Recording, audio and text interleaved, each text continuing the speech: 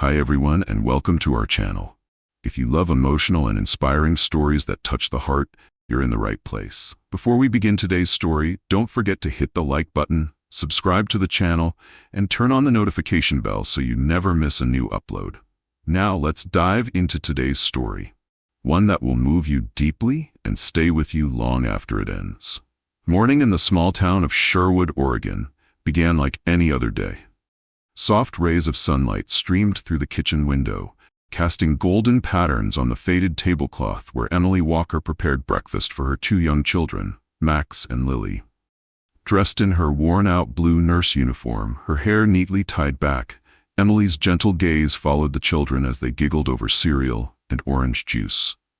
Her husband, Jake Walker, was tweaking a design for a broken lawnmower. A skilled mechanic, he worked at a modest garage in town. Their life wasn't glamorous, but it was filled with laughter. Their wooden house was small, but always smelled of apple pie and fresh coffee in the mornings. Yet to her in-laws, Emily was always the poor sister-in-law. Jake was the youngest of three Walker brothers. The eldest, Charles, married Vanessa, a real estate heiress from California. The second brother, Brandon, wed Claire, a prominent lawyer who frequently appeared in financial magazines. Both couples lived in grand mansions, drove luxury cars, and vacationed around the world. Compared to them, Emily and Jake were nearly invisible in the gatherings. At a year-end party hosted at Charles's estate, Emily arrived wearing a simple knit dress and worn-out flats, carrying a homemade apple pie. As she entered the door, she overheard Vanessa whispering, "Looks like she just stepped out of a storage room." "Still driving that 2008 Corolla?" Claire sneered. Emily flushed with embarrassment, but still smiled and greeted them as always.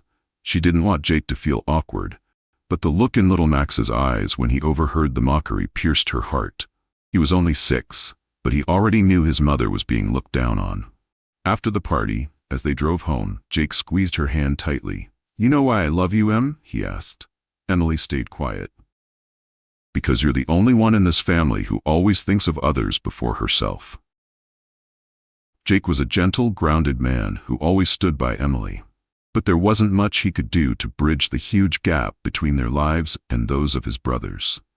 While Vanessa and Claire flaunted their Chanel and Hermes bags, their Christian Louboutin heels, Emily owned only a few nurse uniforms, a canvas tote bag, and a pair of budget sneakers from the local store.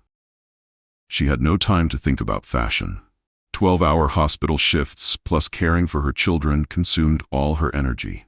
Yet Emily never felt ashamed of her life. She loved her job, loved every patient she cared for, whether it was a lonely elderly woman, a homeless man fainting in the street, or a feverish child cradled by a single mom. She treated them all with the same compassion. That, to her, was the true meaning of life. Only family gatherings made her feel exhausted. She never told anyone that after each luxurious party, she would quietly cry in the car on the way home, only to show up the next day, smiling brightly at the first patient on her morning shift. She thought her life would go on like this, silently overlooked, yet full of quiet love within her little family. But then one fateful day arrived, and everything began to change. It was a Tuesday afternoon, and Emily had just finished a grueling double shift. Her feet ached, and the soles of her sneakers were soaked from rushing through the hospital halls. The sky above Sherwood was tinged with gray, a soft drizzle beginning to fall as she stepped out of the hospital doors.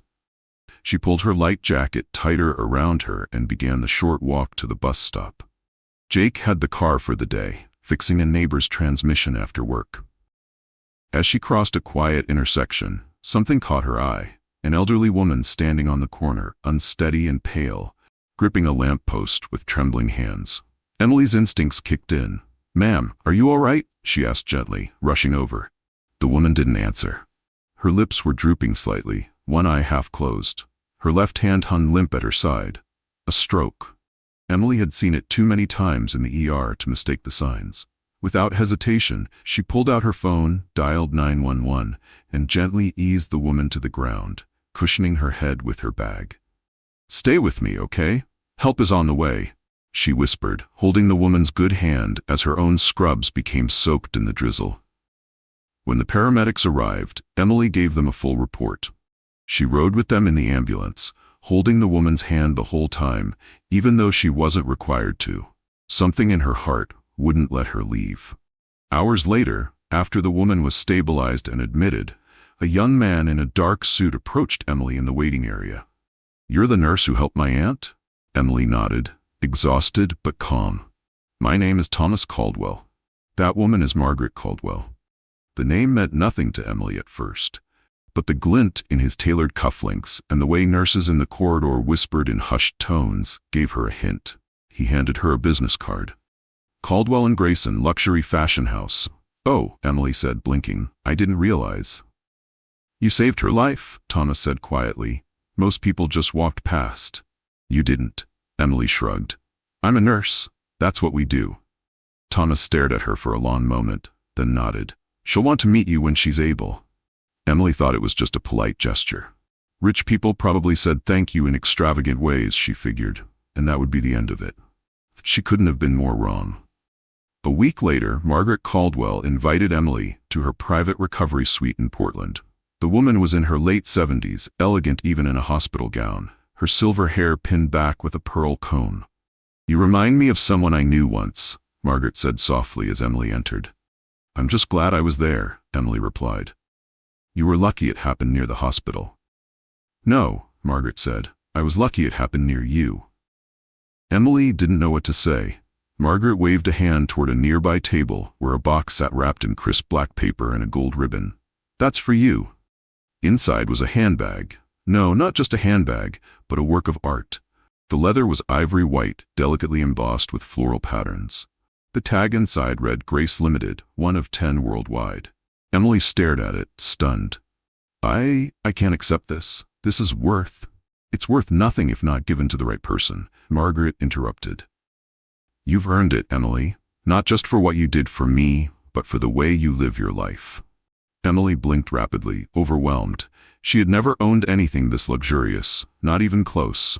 That evening, she returned home with the handbag carefully wrapped in her coat to protect it from the rain. Jake raised an eyebrow when he saw it. "Did you rob a fashion editor?" Emily laughed for the first time that week. "I saved the wrong old lady." They both laughed again, until Max came running and asked if he could use the fancy bag to carry his Lego bricks. Emily quickly tucked it away in the closet, far from sticky fingers and juice boxes. But deep down, she cherished it. It wasn't just a bag. It was a reminder that the world had noticed her, that her kindness had value, even if she didn't wear heels or speak at fundraisers. A month later, the Walker family was invited to a birthday brunch for Charles, the oldest brother. The party was hosted at a sprawling country club, full of golf carts, fountains, and valet parking. Jake wore his best and only suit, and Emily dressed in a simple blue blouse and cream skirt, paired for the first time with the Grace Limited bag. As they walked in, Vanessa's eyes zeroed in on the handbag. "Oh my God," she said loudly, grabbing Claire's arm. "Is that Grace Limited?" Claire let out a fake laugh. "There's no way. That bag costs more than her car." Emily offered a polite smile, her grip tightening on Jake's hand. Vanessa walked over, examining the bag like a customs agent at an airport. "Let me see that." Before Emily could protest, Vanessa snatched it from her arm. "Where'd you get this?" she asked with a smirk. "eBay? Chinatown?" She flipped the bag open, dumping Emily's wallet, lip balm, and hand sanitizer onto the buffet table. A hush fell over the room. "Let's see how designer it is after this," Claire added, plopping grapes and a slice of pie into the bag. "Now it's useful." The guests laughed awkwardly, unsure whether to join in or look away. Emily stood frozen, her heart pounding. Then Vanessa tossed the handbag into the trash bin near the punch table. Emily walked over silently, picked it up with shaking hands. A long scratch now marred its surface. Nobody said a word as she turned and left the room. That night, she sat at the kitchen table, under the dim glow of a single light bulb. She gently wiped the bag with warm water and cloth. But the scratch remained. So she did what she always did. She mended. She took out her old sewing kit, and with small, careful stitches, she embroidered a single magnolia bloom over the damaged area. The flower stood for resilience, for grace under pressure. Emily didn't cry, but the stitches carried all the pain she refused to let out. She didn't know then that this bag, this broken, stitched-up bag would one day appear again in the spotlight. And this time, the world would see its true worth. 2 weeks had passed since the disastrous birthday brunch, but the memory clung to Emily like the scratch on her now-repaired handbag. Every time she looked at the magnolia she had stitched, it reminded her not only of the shame she endured, but also of the quiet strength that kept her from breaking. Jake had been furious afterward. "I should have said something," he muttered, pacing the kitchen the night they came home from the party. "They had no right to humiliate you like that." "You didn't need to," Emily said softly. "They said more about themselves than they did about me." Jake had knelt beside her and kissed the back of her hand. "You're stronger than all of them." Still, the sting remained. What hurt most wasn't the handbag being tossed like trash. It was the way none of the extended family had stood up for her. Not Jake's parents, not the guests, not even Charles or Brandon. The party had continued as if nothing had happened. Emily went back to her routines. Her days at the hospital were still filled with patients, emergencies, and the steady rhythm of care. But at home, she grew quieter. Something inside her had shifted. One evening, as she tucked Lily into bed, the little girl asked, "Mommy, why did Aunt Claire throw your bag away?" Emily hesitated. "Because sometimes people don't understand the value of things that aren't theirs." "Was it because we don't have a big house like them?" Emily paused, then kissed her daughter's forehead. "Sweetheart, we may not have a big house, but we have the biggest hearts." The following weekend, Emily received a phone call from Margaret Caldwell's assistant. "Miss Caldwell would like to invite you and your family for afternoon tea at her estate in Mount Tabor," the woman said. Emily was surprised. "All of us?" "Yes, Miss Caldwell insists." So on Sunday afternoon, Emily, Jake, Max, and Lily drove to the outskirts of Portland. The Caldwell estate was nestled atop a hill, surrounded by wild roses and pine trees. The stone manor looked like it had been carved out of another century, graceful, majestic, and timeless. Margaret welcomed them at the door herself. She looked healthier, more radiant than when Emily had last seen her. Her silver hair gleamed under the sunlight, and she wore a flowing lavender blouse with a brooch shaped like a thimble. As they sat on the veranda sipping chamomile tea, Lily munched on petit fours and Max chased butterflies across the lawn. Emily wore the handbag. The magnolia bloom stitched at the corner was small but intricate. Margaret noticed. "You repaired it," she said. Emily nodded, slightly embarrassed. "I didn't want to throw it away. It meant too much." Margaret leaned in. "Tell me what happened." Emily hesitated, then recounted the scene at the brunch, Vanessa's mocking tone, Claire's cruel laughter, the bag being used as a fruit basket and then flung into the trash. She kept her voice steady, but her hands trembled slightly as she spoke. Margaret said nothing for a long time. Finally, she reached across the table and placed her hand over Emily's. "My dear," she said, "they made a very grave mistake." Emily smiled faintly. "It's not the first time. I'm used to being the odd one out. But you shouldn't have to be." Margaret stood and beckoned them to follow her inside. She led them to a large sitting room lined with vintage mannequins, fabric rolls, and design sketches. "This," she said, gesturing around her, "was where I built my empire. Grayson Caldwell was born right here." She turned to face Emily. "I've had many models wear my designs. Many celebrities praise my bags, but none of them ever touched my heart the way you did." Emily looked down, unsure what to say. Margaret continued, "I have no children, no heirs. But when I saw you pick up that bag from the trash and mend it with your own hands, not for vanity, but for memory, that's when I knew." "Knew what?" "That you are someone who understands value, not price, character, not reputation, love, not appearances." She walked over to a tall cabinet, opened it, and pulled out a portfolio. "I want to name you as my successor." Emily blinked. "Excuse me?" Margaret smiled. "Not as CEO, that's Thomas's role, but as my heir, my daughter. I want to make it legal. I want your family to move in here with me. You'd still live your life, do your work, but you'd be part of mine too." Jake coughed. "That's a lot." "I'm not asking you to change who you are," Margaret said, turning to him. "Only to accept the love I'm offering. My time left is not long, and I don't want to leave this world without giving what I have to someone who will honor it." Emily's eyes welled up. "I don't know what to say," she whispered. "Just say yes." Margaret said gently, and Emily did. And Emily did. In the days that followed, Margaret's lawyer drafted the necessary paperwork. Emily was adopted as her legal heir and co-trustee of the Grayson Caldwell Foundation. The news hadn't been made public. Margaret wanted one more opportunity to reveal it on her own terms. That opportunity came sooner than expected. Jake's parents decided to throw an elaborate anniversary celebration for their 50th wedding milestone. Everyone was invited, including Margaret. Emily wasn't sure she wanted to go, but Margaret insisted. "You should go," she said. "You have nothing to hide anymore." Emily looked down at her handbag, the magnolia bloom, bright under the afternoon sun. She took a deep breath and smiled. The Walker family estate was alive with celebration. Twinkling fairy lights adorned the garden, a jazz quartet played under a white canopy, and waiters weaved through the crowd with trays of champagne and hors d'oeuvres. It was the 50th wedding anniversary of Walter and Patricia Walker, and they had spared no expense. Emily stood near the entrance with Jake and the kids, her heart racing. This was the first family gathering since the infamous brunch, and the first public appearance she'd make as Margaret Caldwell's legal heir. She wore a simple but elegant ivory dress, her hair pulled back in a loose twist. In her hands, she carried the now famous handbag, stitched magnolia and all. Jake looked at her with pride. "You look like yourself," he said, and kissed her cheek. Max tugged her arm. "Do we have to talk to Aunt Vanessa?" Emily smiled. "Only if she talks first." When they entered the garden, a hush rippled through the crowd. Conversations paused, heads turned. Vanessa and Claire, standing by the champagne table, froze mid-sip. Brandon's jaw dropped. Charles narrowed his eyes. And then Margaret Caldwell stepped in behind Emily. Gasps echoed around the lawn.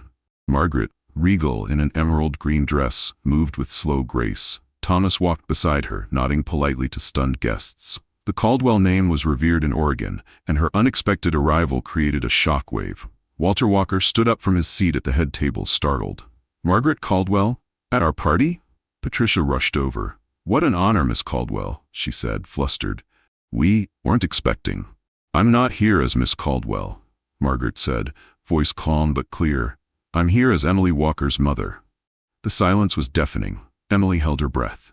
Claire nearly dropped her glass. Vanessa's mouth opened, but no words came out. Margaret took Emily's hand.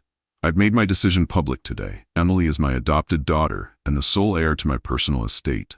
Someone gasped. A woman in the crowd whispered, "Did she say heir?" "She's a nurse," Claire finally sputtered. "She saved your life. That doesn't make her family." Margaret's eyes sharpened. "No, but her kindness did. Her strength did. Her humility. Her grace." She turned to address the gathering. "You all talk about class and elegance, but you looked away when someone was bullied at your own table. You laughed while her possessions were thrown away. Do you know what she did? She went home and stitched a magnolia bloom over the wound. That bag," Margaret gestured toward Emily's shoulder, "is more authentic than every single brand in your closets." Dead silence. Vanessa stepped forward, voice shaky. "But she's not one of us. She doesn't belong to this world." Jake spoke then, his voice strong. "No, you just didn't want her to. But she's always belonged to the world that matters." Margaret smiled at him. Walter Walker, who had stayed quiet, finally rose and walked toward Emily. "I'm sorry," he said, surprising everyone. "I should have stood up for you sooner." Emily's eyes filled. "Thank you," she said. Then Patricia followed, tears in her eyes. "We let them treat you like less. You never were." Claire and Vanessa remained frozen in place, unable to speak, the weight of their pride visibly collapsing. Margaret gently nudged Emily forward. "Say something, dear." Emily looked out at the crowd, many of whom had never noticed her before today. "I never wanted to stand out," she began. "I just wanted to help people. That's what I do. That's what I love." She touched her bag softly. "This was a gift. It was damaged, humiliated, thrown out, but I didn't throw it away. I mended it because I believed it still had value. And in doing so, I realized I had value too." She looked directly at Vanessa and Claire. "You tried to take that away from me, but now I know I never needed your approval. I already had everything that mattered." The guests broke into applause. Real, warm, sincere. Jake hugged her tight. Max and Lily ran to her, squealing with joy. Margaret's eyes shimmered with emotion. It was the first time Emily felt like she truly stood tall. Not because she was rich, but because she had refused to let cruelty define her. The celebration continued, but the atmosphere had shifted. People approached Emily with genuine smiles, introducing themselves, asking about her work, admiring the magnolia embroidery. The once ignored sister-in-law had become the star of the evening. Vanessa and Claire quietly left early, their exit unnoticed by most. As the jazz band played a soft tune, Margaret and Emily sat together under a canopy of stars. "You're more than I ever hoped for in a daughter," Margaret said. Emily leaned her head on her shoulder. "You gave me a chance to believe in myself again." Margaret smiled. "No, my dear, you just finally let the world see what was already there." The morning sun bathed the Caldwell estate in golden light. A soft breeze stirred the white curtains in the breakfast nook where Emily sat sipping tea, the stitched handbag resting on the table beside her. Though weeks had passed since the anniversary party, the moment still echoed in her heart, like a dream she hadn't yet fully woken from. Her phone buzzed. It was an email from Portland Times. Request for interview, the nurse who became an heiress. Emily sighed. Since the public announcement of her adoption and inheritance, local media had been in a frenzy. Headlines like, "From Scrubs to Silk, Emily Walker's Rise," and "The Magnolia Miracle" circled through magazines and blogs. Some were kind. Others questioned her worthiness. She didn't respond. She didn't need the world's validation. Margaret's faith in her had already filled that void. Across the table, Margaret read the newspaper, glasses perched low on her nose. She glanced up and smiled. "You're more famous than me now." "I didn't ask for this," Emily murmured. "Of course you didn't," Margaret replied. "That's why you deserve it." Jake entered, dressed in his work clothes, grease smudged on his hands. Garage called. "They need help with an engine rebuild. I'll be back for dinner." He bent down and kissed Emily's forehead. "Love you." Lily and Max came running in next, still wearing pajamas, hair wild from sleep. The estate was enormous, but somehow it already felt like home.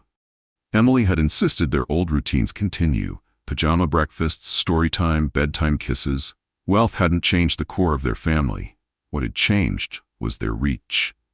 That afternoon, Margaret called a meeting in her studio. The old design room had been cleaned and organized, with fabric swatches, notebooks, and mood boards lining the shelves.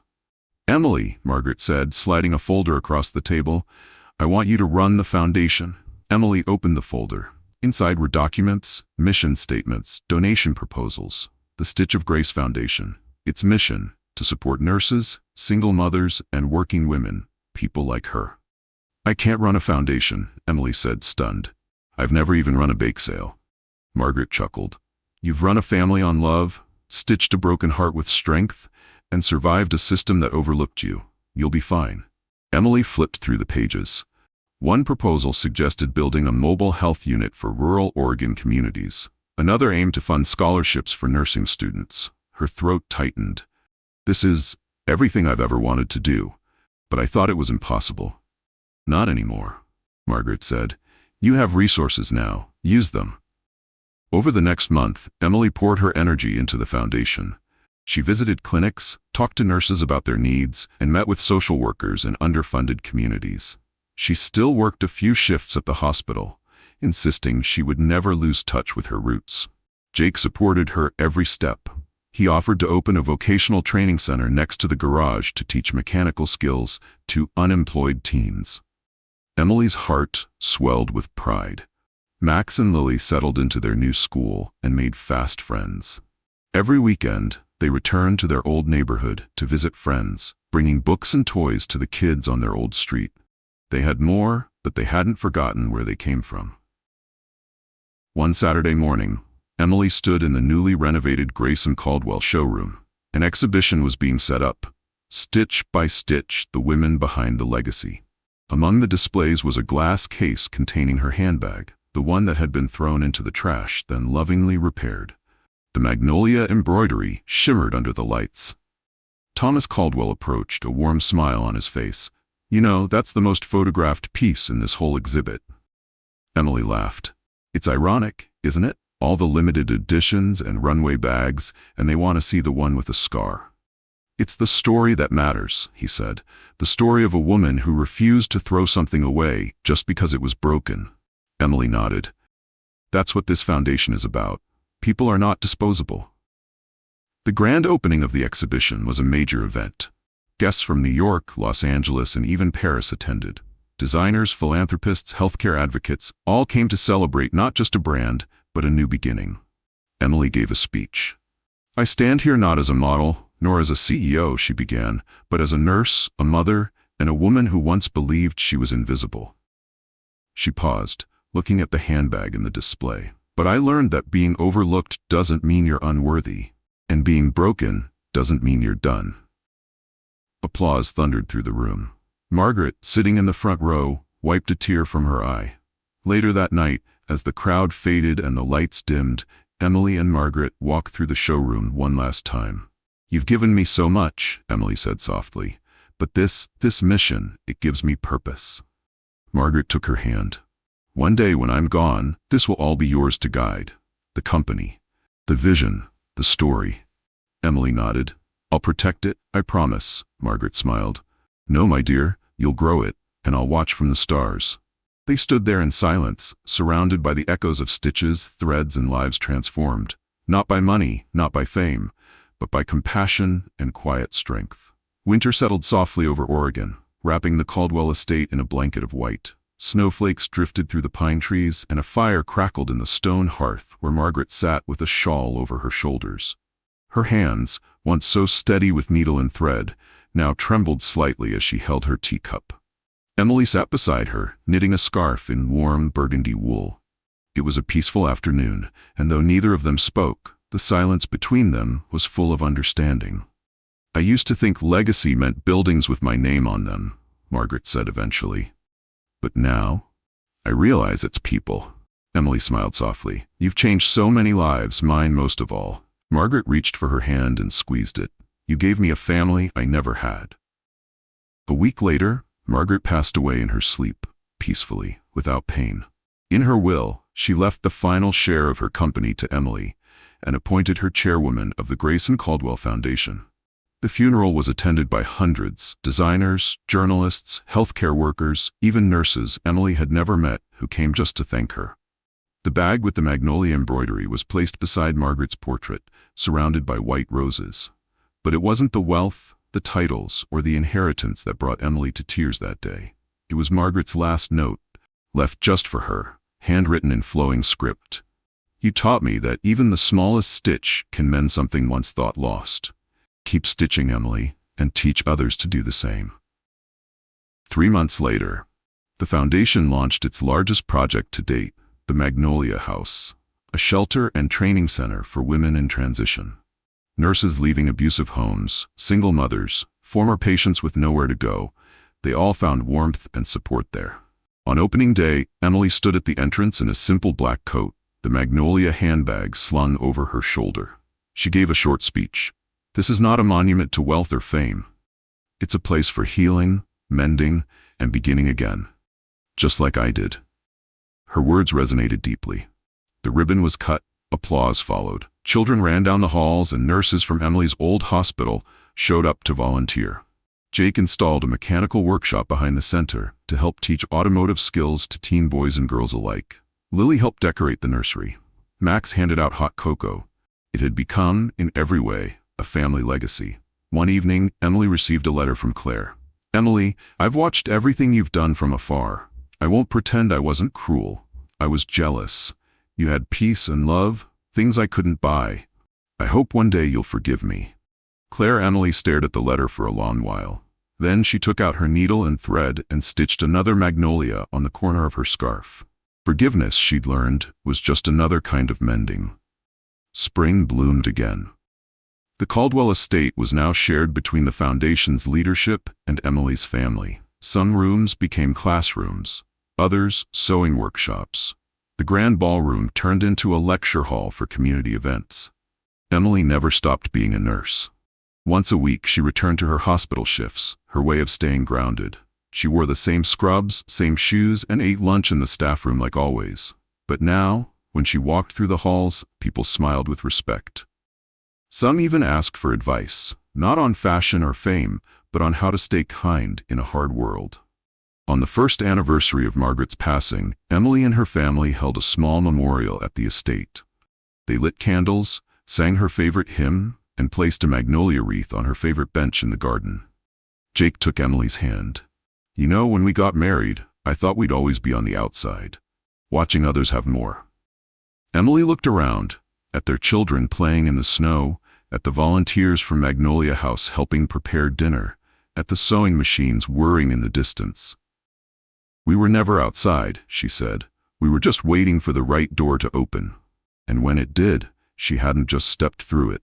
She had sewn it open for others to follow.